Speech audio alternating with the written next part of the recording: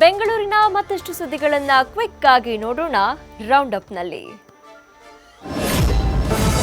CM Siddaramaiah ಪ್ರಚಾರದ ವೇಳೆ ವ್ಯಕ್ತಿ ಬಳಿ ಗನ್ ಪತ್ತೆ ಪ್ರಕರಣಕ್ಕೆ ಸಂಬಂಧಪಟ್ಟಂತೆ 3 ಸಿಬ್ಬಂದಿಯನ್ನ ಅಮಾನತು ಮಾಡಲಾಗಿದೆ.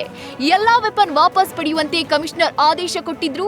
ಇಷ್ಟಾದ್ರೂ ರಿಯಾಜ್ ಎಂಬ ಕಾಂಗ್ರೆಸ್ ಕಾರ್ಯಕರ್ತನ ಸೊಂಟದಲ್ಲಿ ಗನ್ ಕಂಡು ಬಂದಿದೆ. ಕರ್ತವ್ಯ ಲೋಪ ಕಂಡು ಬಂದ ಹಿನ್ನೆಲೆ ಓರ್ವ ಪಿಸಿಐ ಹಾಗೂ 2 ಕಾನ್ಸ್ಟೇಬಲ್ಗಳನ್ನ ಅಮಾನತು ಮಾಡಿ ಆದೇಶ ಹೊರಡಿಸಲಾಗಿದೆ.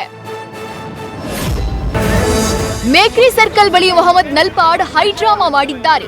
ಯುವ ಕಾಂಗ್ರೆಸ್ ಅಧ್ಯಕ್ಷ ನಲ್ಪಾಡ್ ಪ್ರಧಾನಿ ಮೋದಿಗೆ ಚೊಂಬು ಪ್ರದರ್ಶನಕ್ಕೆ ಮುಂದಾದ್ರು. ಈ ವೇಳೆ ಪೊಲೀಸರು ನಲ್ಪಾಡ್ರನ್ನ ವಶಕ್ಕೆ ಪಡೆದಿದ್ದಾರೆ. ಚೊಂಬು ತೋರಿಸಿದ್ರೆ ಏನ್ ತಪ್ಪು ಅಂತ ನಲ್ಪಾಡ್ ಪೊಲೀಸರ ಮೇಲೆ ಗರಂ ಆದ ಪ್ರಸಂಗ ನಡೆದಿದೆ.